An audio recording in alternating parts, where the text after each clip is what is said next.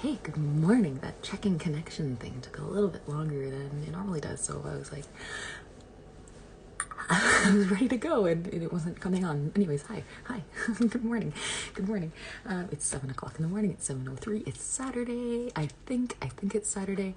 So a year ago today. Okay, I'm just gonna get right into it. So a year ago today, my dad passed away, and I said that without crying. That was, I was impressed by that. I said that in my stories too without crying. I've been crying on and off for the past several days, anticipating, now I can feel it.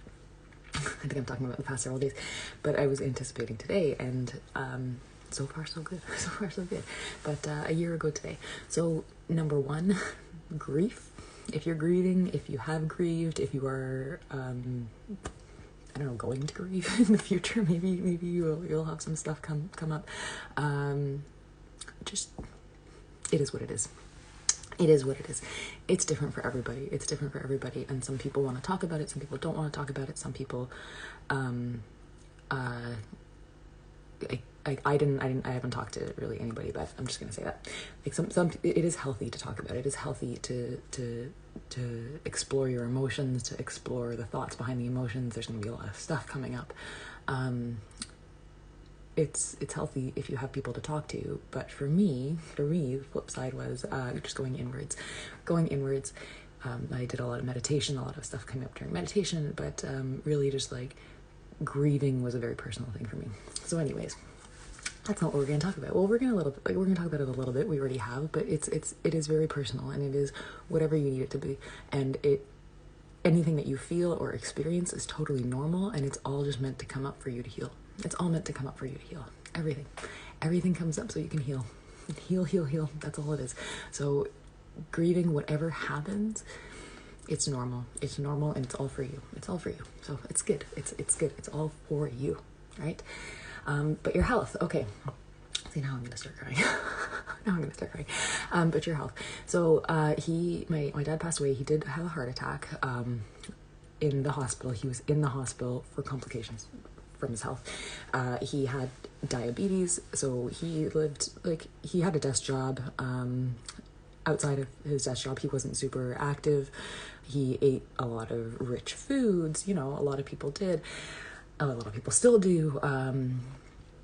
Lots of TV, normal, it was very normal. It was a very normal life. It's crazy. It's crazy to think back at at my childhood and just watching this, that this was normal. And it wasn't just obviously my dad. It's so many people that this is normalized across North America.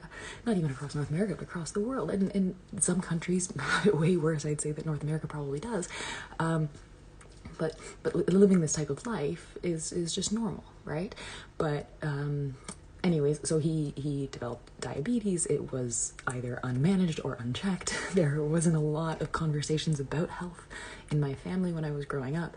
There wasn't a lot of if some people were struggling with health issues, it wasn't talked about. It was kind of okay, let's just we'll fix this. We don't want to worry anybody, let's just not, this stuff wasn't even talked about. So I wasn't even aware how bad the complications with his health were until it started to come up.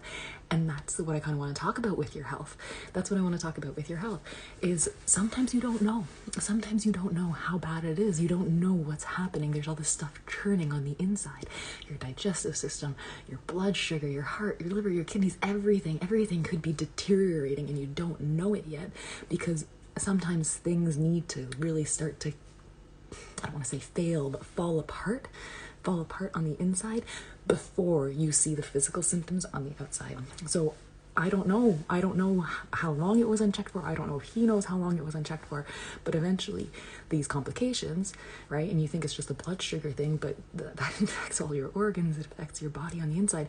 It turned into so much more that was then prevalent on the outside, right?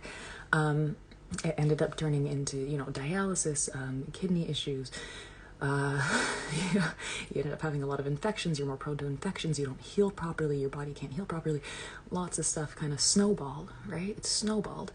Now, it's the comparison that I make is when it comes to your health. It's like you have like this pressure building up. If you're not taking care of yourself, you have this pressure building up of this like this brewing unhealthiness, and then there's like these geysers that are just like bursting, and it's like they start bursting, and it's like, oh, okay, now your kidneys are failing, and okay, now you're having IBS, and now you're like developed like this, like, like you're developing all these things, and then you're just trying to heal them. You're like, okay, let's heal this and let's heal that. Let's like take care of this. Let's take care of the blood sugar. Let's do that. When really the solution is to go inwards and heal all the stuff. Right? Do the things that make you healthy to begin with. Yes, you need to still take care of these things, but at the same time, you need to be taking care of the underlying issues, which is just your health. It's just your health. And what do? You eat healthy. Start eating healthier. Drink your water. Cut back on alcohol. Cut it out completely. I highly recommend you cut it out completely, but I will not tell you what to do. Reduce refined sugar. Eliminate it. Please eliminate refined sugar. I'd rather you cut out sugar more than alcohol. It's so many things that you could be doing. You don't have to do it all at once. And it is never too late. However, the longer you let these geysers start exploding, the more geysers you have to take care of and the more work you have to do on the inside, right? I don't want my kids, I don't want to experience what my father experienced. I don't want to have to experience that for myself. And I don't want my kids to have to watch me go through that. And then they have to learn, oh, this is how important it is for you to take care of your health, right? I have learned that lesson for all of us. And so what I also rambled about in my stories is how do you pass this on to your kids? Normalize it. Number one, normalize it. Every day I don't talk about how much I hate exercising or how much I have to exercise because I want to lose weight or no, I just say, I'm going to go work out. Can you guys, hang out here for 10 minutes while I finish my workout? If they come down in the morning and I'm still in the middle of it, hang out here. I'm just finishing my exercise and I want to be healthy and strong. And they come down and they'll pick up some weight sometimes and all these things. So that's normalized. And when it comes to eating healthier, because that's difficult with kids, trust me, that's fucking difficult with kids. My Stella, like all she wants to eat is chicken nuggets. All she wants to eat is chicken nuggets. And that kills me. That kills me because I'm vegan. It kills me. But it's difficult with kids, but you can normalize it. She does eat stuff like that, but at the same time she loves carrots and cucumbers and hummus and whole grain breads and things like that. So she still loves healthy things because I've normalized it. I don't talk crap about healthy foods. I don't say, oh, this is gross. Oh, let's eat this healthy stuff, and I don't praise unhealthy foods. Oh, this is so much better. Oh yes, we get to eat pizza. We don't have to eat broccoli tonight, I don't and if we do eat unhealthy things, I make sure I say this is yummy, but it's really not great for us. Let's just enjoy it, and then we're gonna get back to eating all the healthy stuff tomorrow. Normalizing that. It's all about normalizing it, and that struck me. And I'm not a perfect mom. I am not a perfect mom, but it struck me the most is that became normalized because I had to normalize it for myself on my own health journey, right? So for me, taking care of my health automatically meant that I started caring about my kids' health more, right? More than what I would have if I wasn't taking care of my health. Because I would have cared about my kids' health. I would have, tried to get them to eat more veggies or done this, eat more fruit, drink more water, but it would have felt so much more difficult because they don't see me doing those things. I had to start doing those things for me to make it easier for me to help them do those things for them because they see that it's a normal thing. And then the other thing that I do for my son, and it's like, it was like an aha moment when this finally clicked. He loves long hair. He wants to grow his hair. He wants to have Rapunzel hair.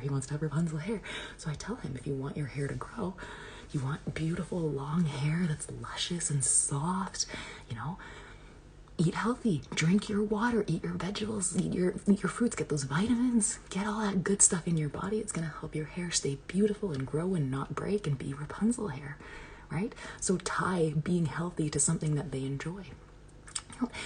I bribe them sometimes. I bribe them, eat your dinner, and you get it.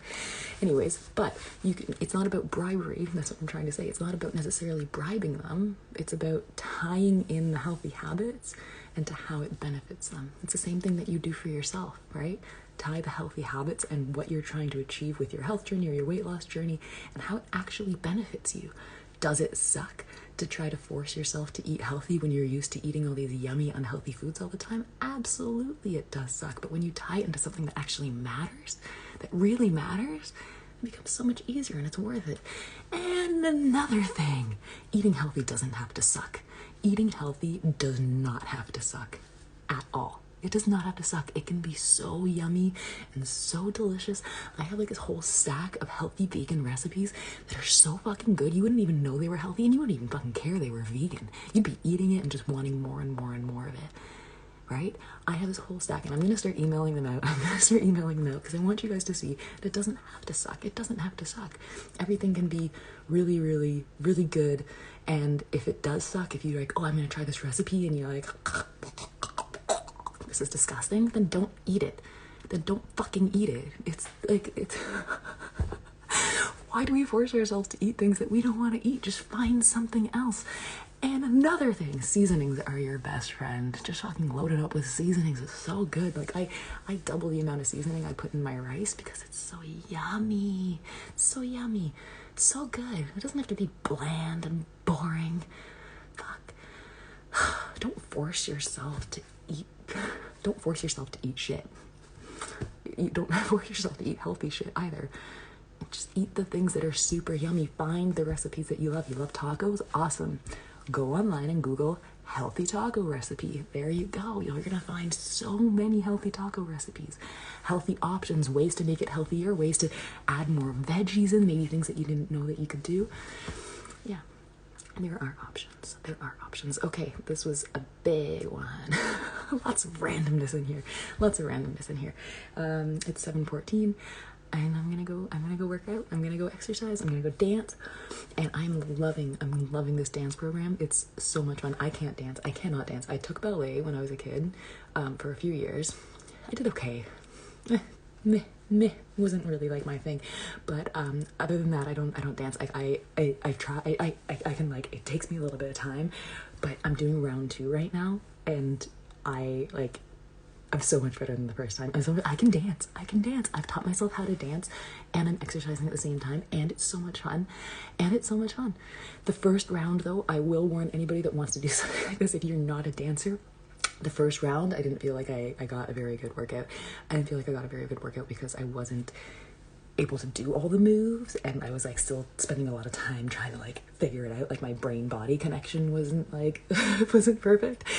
But the second time through now, I think I've done 4 dance workouts. I finished the first week. Holy crap! I could be a backup dancer to, Britney Spears. I don't know, somebody that needs a backup dancer. Justin Bieber. Does Justin Bieber have backup dancers? I don't know. This is how out of the loop I am. I don't even know celebrities outside of Justin Bieber and Britney Spears anymore because I live under a rock. Awesome. Workout time. I will see you guys later. Have an amazing Saturday. Oh, and it's apparently the new moon today. Apparently, I haven't been following along with that stuff. I've been my own little world of processing and grieving and healing and finding joy all the time, being grateful and finding joy. That's all you can do. It's all you should do, and life becomes so much more beautiful. Peace out. I'll see you guys.